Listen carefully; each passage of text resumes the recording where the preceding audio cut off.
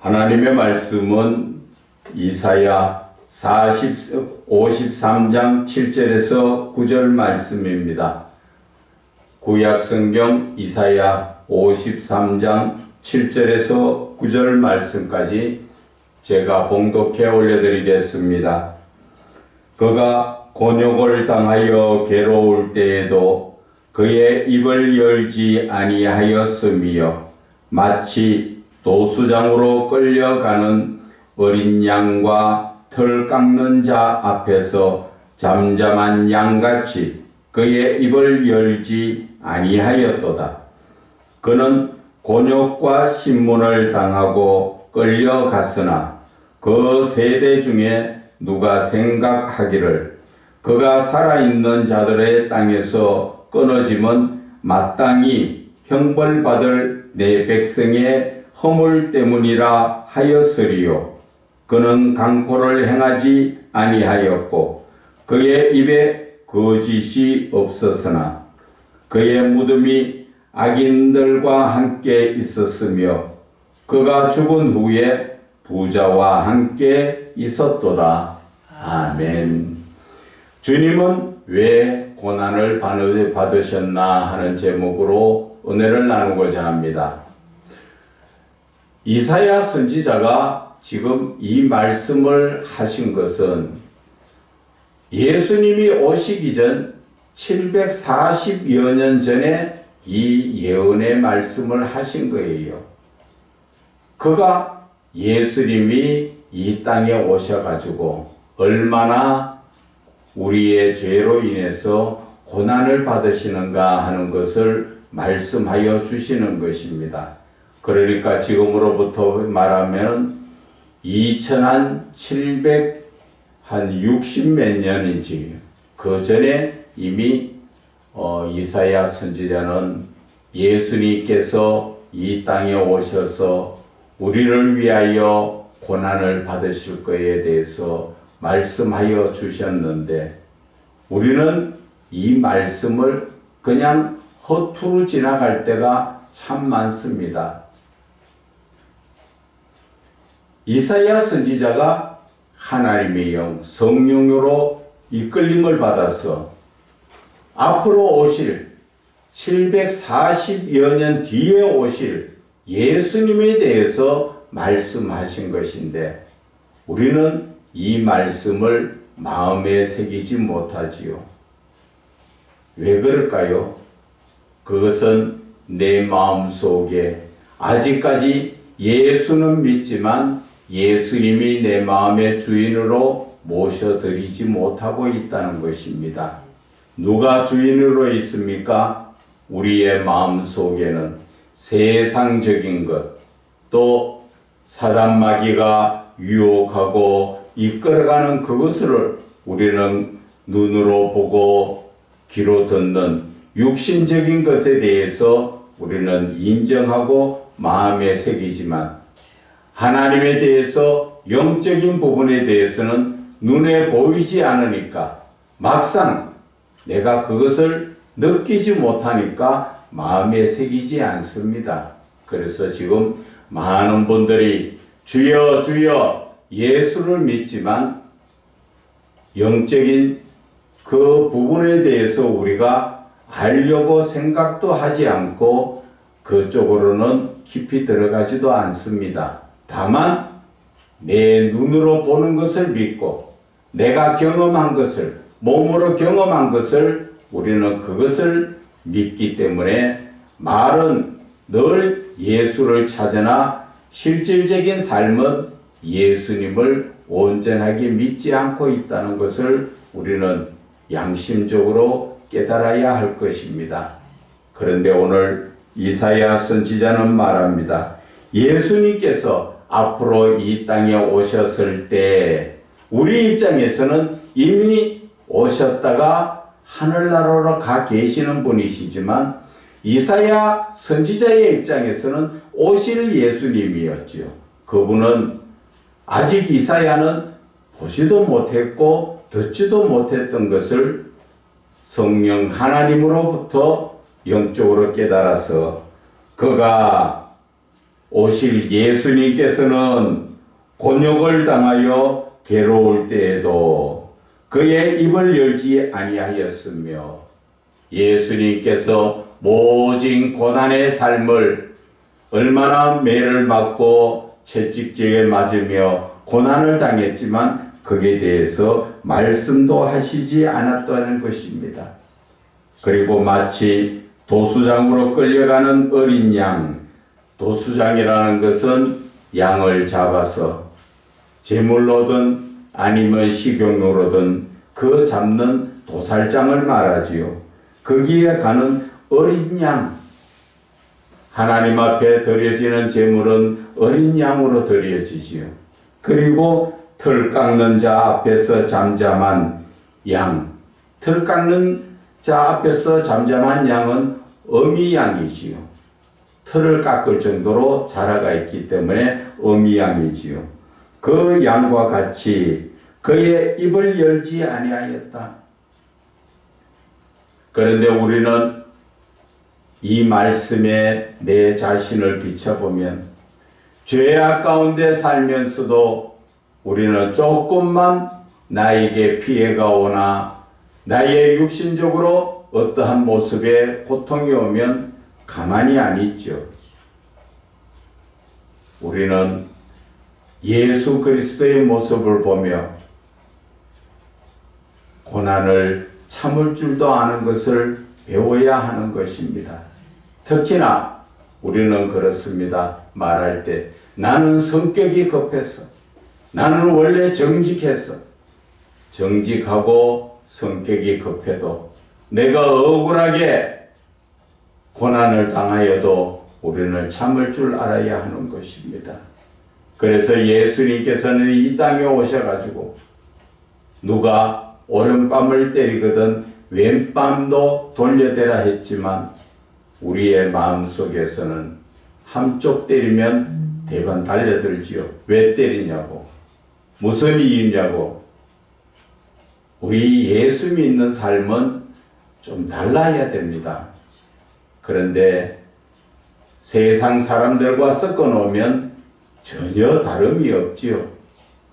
오히려 예수 믿는 사람들이 악하게 할 때는 더 악한 모습 때문에 예수 믿는 많은 사람들이 욕을 얻어먹을 때가 참 많습니다.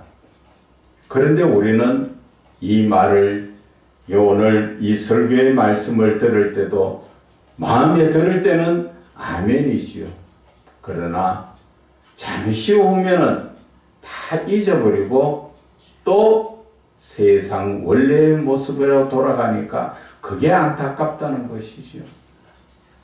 우리는 하나님의 말씀을 들으면 마음에 새겨야 됩니다. 모세는 하나님의 말씀을 돌판에 새겼지만 이 시대, 신약 시대 저와 여러분의 모습은 하나님의 말씀을 마음에 새겨야 됩니다. 그리고 그 마음에 새긴 말씀을 따라서 살아야 합니다. 새기만 하면, 새기만 놓으면 무슨 소용이 있습니까? 신명기 8장에서도 보면 말씀하지요.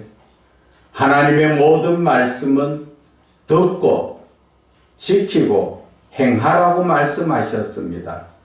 그런데 저희들의 삶은 전혀 그렇지를 못하면서 주여 주여 찾기 때문에 저는 늘 가슴이 메어집니다.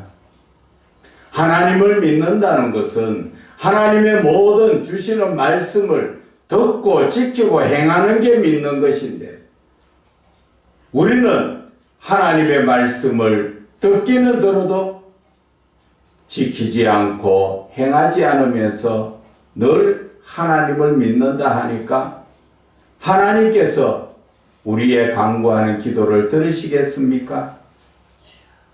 우리는 이러한 영적인 부분부터 잘 자신을 살펴야 합니다. 예수님께서는 8절에 곤욕과 신문을 당하고 끌려갔으나 그 세대 중에 누가 생각하기를 그가 살아있는 자들의 땅에서 끊어짐은 결국 이 땅에서 죽음을 당해야 하는 예수님을 말씀하시지요. 그 이유는 형벌을 받을 내 백성의 허물 때문이다. 우리가 형벌을 받아서 우리가 죽어야 될 것을 그분이 대신 지고 가시는데, 그분을 이해하고 있는 분들이 과연 이 땅에 누가 있었습니까? 아무도 없었습니다. 그래서 예수님은 이 땅에서 마땅히 형벌받아서 죽어야 되는 자로 인식이 가가 있었지요. 그러나 그분은 죄가 있어서 죽은 것이 아니라 저와 여러분들이 해결하지 못하는 죄의 문제를 대신 해결해 주시려고 그 죄를 지고 가셨다는 것을 아십니까? 로마서 12장 1절에 뭐라 말씀하십니까? 하나님께서 우리에게 받으시는 영적 예배는 내 자신을 거룩하게 해서 하나님 앞에 드리라고 하는 것입니다. 그 말씀을 따라 그대로 실천하신 분이 바로 예수님이십니다. 예수님은 우리의 죄를 대신 다 짊어지시고 자기 자신을 하나님 앞에 죄의 대속물로 내어드렸다는 것입니다. 원래 죄에 대한 영적 예배는 죄 지은 자가 죽는 것이 해결입니다. 과거에 레위기 4장 4절에도 말씀하셨죠. 속죄죄에 대해서 내가 죄를 지어서 하나님 앞에 내가 그 죄의 문제를 해결하기 위해서 원래는 내가 죽어야 되잖아요. 그런데 짐승에게 내 죄를 전가시키고 짐승을 잡았잖아요. 예수님께서도 내 죄를 다 짊어지시고 대신 죽으셨다는 것입니다. 그런데 하나님께서는 우리에게 산제물로, 거룩한 산제물로 나 자신을 바란다는 것이지요. 그것이 바로 하나님이 기뻐하시는 영적 예배라는 것이지요. 그것이 바로 예배의 본질이라는 것을 우리는 깨달아야 됩니다. 하나님께서는 나 대신 짐승을 받으시려고 하는 것이 아니라 너 자신을, 네가 죄를 지었으니까 네 자신을 바쳐라는 것이죠. 그런데 우리는 하나뿐인 목숨 어떻게 드립니까? 그렇게 말하죠. 그러나 하나님께서는 영적 예배라고 말씀하셨습니다.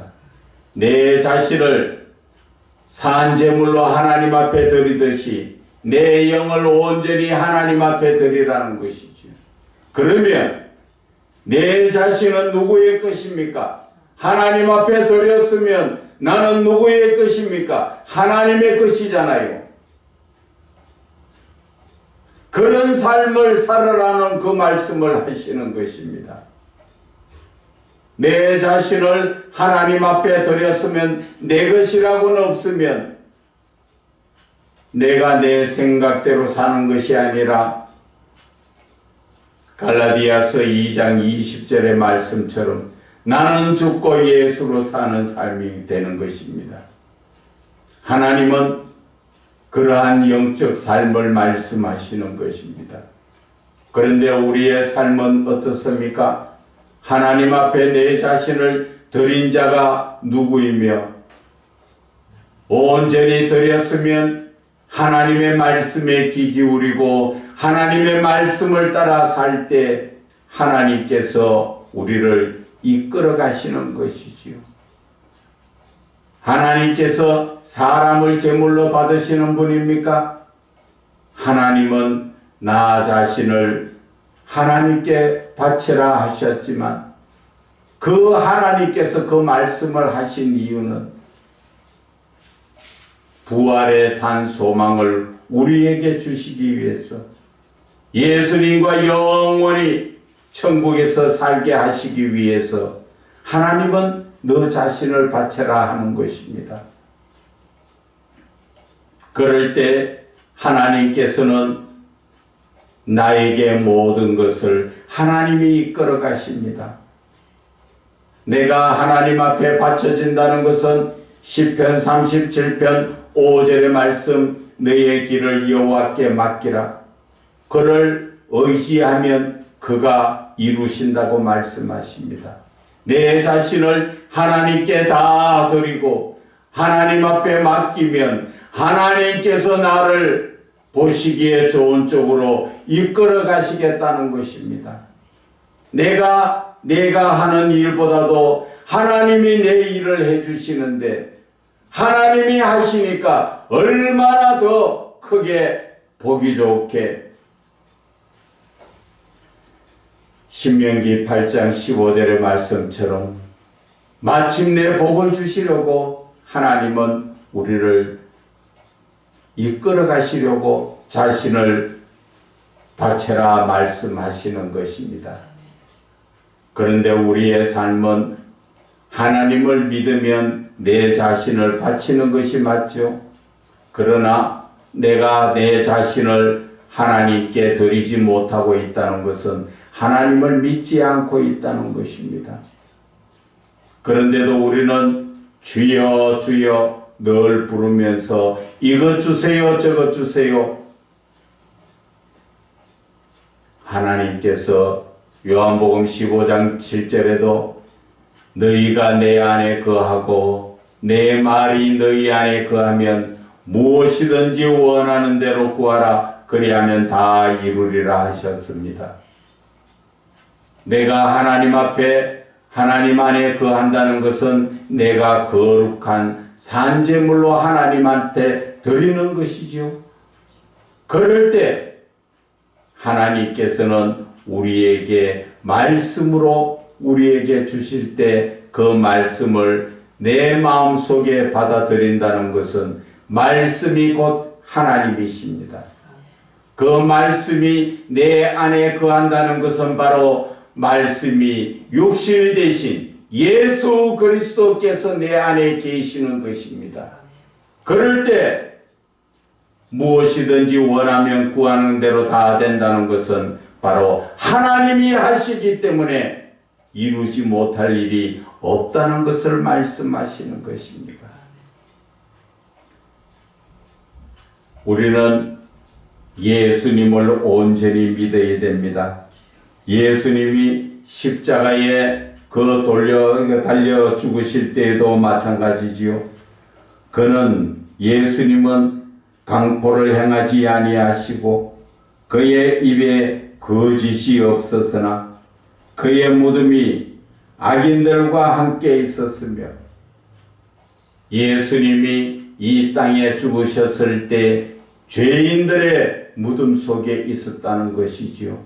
그리고 그가 죽은 후에 부자와 함께 있었다는 것은 영적으로 말씀드리면 천국에 하나님께로 가신다는 것을 말씀하시는 것입니다. 이 땅에 육신을 입고 죽으셨을 때는 죄인들의 삶 속에 있었지만 죽으심으로 그분은 부활의 영광으로 하나님께 있었다는 것을 말씀하시는 것입니다. 그런 예수님께서 왜 이 땅에 오셔서 고난을 받으셨을까 하는 것입니다. 그저 나무일같이 그저 지금부터 2700~800년 전에 하나의 신화 같은 얘기를 하는 것이 아니라 현실에 있었던 그 말씀을 드리는 것입니다. 그분은 우리를 위하여 창으로 찔림을 당하고 또 채찍에 맞음으로 상함을 당한 것은 우리의 허물과 우리의 죄악 때문에 우리가 징계를 받는다는 건 무엇을 말합니까? 매를 맞는 것을 말합니다. 내가 받아야 될 매를 받을 것을 그분이 대신 받으셨다는 것입니다. 그렇게 대신을 받으심으로 우리는 이 땅에서 평화를 누리고 그가 채찍에 맞음으로 그 고난에 내가 받아야 될 것을 예수님이 받으심으로 우리는 나음을 받아서 영육간의 강건함을 살고 있다는 것입니다. 내가 지금 이 땅에 살고 있는 것은 내가 잘나서 살고 있는 것이 아니라 나 대신에 고통받아야 되고 내가 받아야 될 고통과 고난의 모든 것을 예수님께서 지셨기 때문에 우리는 이래 평화롭게 교회에 와서 예배를 드리고 있는 것, 이것이 다 하나님의 은혜요. 예수님께서 고난을 당하셨기 때문에 우리가 누리는 행복이라는 것을 아셔야 하는 것입니다. 그러면 우리는 어떠한 삶을 살아야 합니까? 우리는 하나님과 나 사이의 관계를 생각해야 합니다. 하나님은 창조주시고 우리는 피조물입니다. 피조물이 하나님 앞에 권세를 부릴 게 아무것도 없지요.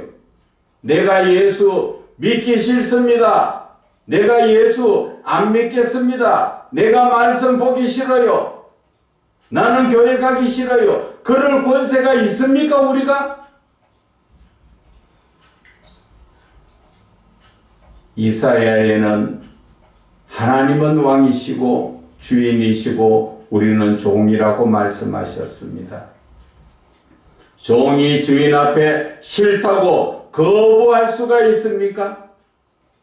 종이 지 나름대로 마음대로 골라서 지 뜻대로 할 수 있습니까? 우리는 그러한 하나님과의 관계성을 다 놓쳐버리고 살고 있다는 것입니다. 신약에 와서는 하나님께서 요한복음 1장 12절에도 뭐라 하십니까? 예수 그리스도를 영접하고 그 이름을 믿는 자에게는 하나님의 자녀이 되는 권세를 주셨다고 하셨습니다. 하나님의 자녀, 부모의 말을 거역할 수 없는 자입니다. 그런데 우리는 주여 주여 하면서 하나님의 말씀을 따라 삽니까? 내 생각대로 예수를 믿고 삽니까? 대부분 하나님의 뜻을 따르지 못하고 살고 있습니다. 내 생각대로 예수를 믿고 있다는 것입니다. 어떤 분은 말씀합니다. 어떻게 해야 하나님을 만날 수 있어요? 그 길을 인도해 드릴게요 해도 말은 걸어놓고 오지도 않고 묻지도 않습니다. 답답할 때만 어떻게 하면 될까? 그러나 막상 자기 시간에 빼앗겨서 세상적인 부분에는 늘 바쁜데 하나님 앞에 바쁜 거 한 개도 없지요. 하나님을 아버지라고 부르는 자가 어떻게 하나님을 떠난 삶을, 세상의 것을 더 찾아 사는 그런 삶을 사는 것입니까? 이제 오늘 우리의 본문의 말씀 제목처럼 주님은 왜 고난을 받으셨을까? 그분이 죄를 지어서 받았습니까? 그분이 뭐가 답답해서 하늘나라에서 그 권세를 두고 이 땅에 저와 여러분의 같은 죄인의 모습으로 와서 힘들게 사셨을까 하는 것입니다. 예수님이 그 고난을 받으신 이유는 바로 하나님의 말씀에 순종하시기 위한 것이었습니다. 하나님의 말씀 어떤 부분에 순종하기를 원하셨을까요? 하나님은 예수님을 고난과 십자가의 죽으심으로 밀어내셨을 때 그를 통하여 저와 여러분의 죄의 문제가 해결되고 저와 여러분의 구원을 받아서 하나님의 자녀의 삶을 살 수 있도록 하기 위해서 그분이 대신 고난을 받으셨던 것입니다. 그렇지 않고 저와 여러분은 죄의 문제를 해결할 수 없고 우리가 어떻게 하나님의 아들이 될 수가 있습니까? 죄인은 하나님의 아들이 아닙니다. 하나님을 믿지 않는 사람들에게 하나님 아들이라고 이야기합니까? 아니죠. 하나님의 아들이 되는 조건이 뭡니까? 로마서 8장 14절에 하나님의 영으로 인도함을 받는 자가 하나님의 아들이라 말씀하셨습니다. 성령으로 인도함을 받는다는 것은 내가 그만큼 거룩한 삶을 살고 있다는 것이죠. 세상과는 구별된 삶을 살고 있다는 것입니다. 그러한 거룩한 삶을 살 때 하나님께서는 우리를 아들로 삼아주시고 자녀 삼아주시고 그래서 우리는 예수 그리스도를 주라고 부르고 하나님을 아버지라고 부를 수 있는 그 권세를 얻은 것입니다. 그러나 저와 여러분들의 삶에 그 권세를 누리고 삽니까? 하나님은 우리에게 자녀의 권세를 주시려고 엄청난 은혜와 복을 주시려고 하지만 우리는 그 입구에도 가지 못하고 교회 마당만 밟는 신앙으로 예배만 한번 드리고 나면은 그 다음부터는 세상 사람이죠. 내 삶을 한번 돌아보세요. 내가 하루 24시간을 두고 내가 하나님의 아들답게 하나님의 자녀답게 주의 종답게 얼마나 살고 있습니까? 돌이켜보면 잠시 시간만 지나면 세상 사람과 똑같이 살고 있습니다. 하나님은 엄청난 우리에게 복을 주시려고 우리를 이끌어 주시지만 우리는 그것을 따르지 않고 있다는 것입니다. 천국이 좋다 말은 들어서 알고 있지만 실질적으로 내가 체험해보지 못하니까 그래서 지금 만약에 이 자리에 많은 사람들 보고 지금 당장 천국 가고 싶은 사람 손들으라 하면은 손드는 사람이 거의 없습니다. 말로는 그렇게 좋은데 내가 가보지 않았으니까 이 땅의 삶이 사실은 천국보다 더 좋아요. 그렇게 말하고 있는 것과 똑같습니다. 우리는 하나님 계신 나라로 잠시 후면은 갑니다. 그런데 다 천국 가는 게 아니죠. 하늘에 계신 내 아버지의 말씀을 따라 그 뜻대로 순종하는 자가 천국 간다고 말씀하시는데 저와 여러분들이 주여 주여 하면서 하나님의 말씀을 따라 살고 있는가? 아니면 마귀가 내 생각을 나에게 넣어주는 생각을 따라 살고 있는가? 영적으로 분별해야 합니다. 지금 이 세대를 보세요. 여러분들이 느끼고 있지만 이 세대가 어둠에 꽉 차 있습니다. 빛이신 예수 그리스도의 그 빛을 받아서 이사야 66장의 말씀입니까? 일어나 빛을 발하라고 말하지만 우리는 빛을 발하는 게 아니라 어둠 속에 빠져서 그냥 헤매고 있습니다. 그래서 오늘 고난 주간을 통하여서 우리는 생각해야 합니다. 묵상해 봐야 됩니다. 왜 예수님께서 하늘 보좌를 버리시고 이 땅에 오셔서 고난을 받으셨는가 하는 것을 나하고 아무 상관없다고 생각하는 사람들, 정신 나간 사람들이죠. 예수를 믿는 사람들, 특히나 주여 주여 하나님을 더 찾고 있는 분들은 이제 예수님께서 왜 나에게 오셨는가 생각을 하시기 바랍니다. 우리가 로마서 말씀을 잠깐 한번 볼까요? 로마서 8장 17절에 말씀하십니다. 자녀이면 또한 상속자가 되고 곧 하나님의 상속자가 된다는 것입니다. 그리스도와 함께 한 상속자가 우리가 그와 함께 영광을 받기 위하여 이 땅의 고난을 우리는 받아야 한다는 것입니다. 내가 고난받지 않고 그저 얻는 삶이 어디에 있습니까? 세상적인 삶에도 공짜가 없다 그러지요. 그 대가는 꼭 따르는 것처럼. 그래서 18절에 생각하건대 현재의 고난은 장차 우리에게 나타날 영광과 비교할 수 없다. 우리가 지금 잠시 받고 있는 이 고난은 앞으로 영원히 살아가는 영광의 삶에 비교할 수도 없는 그러한 삶이라는 것이죠.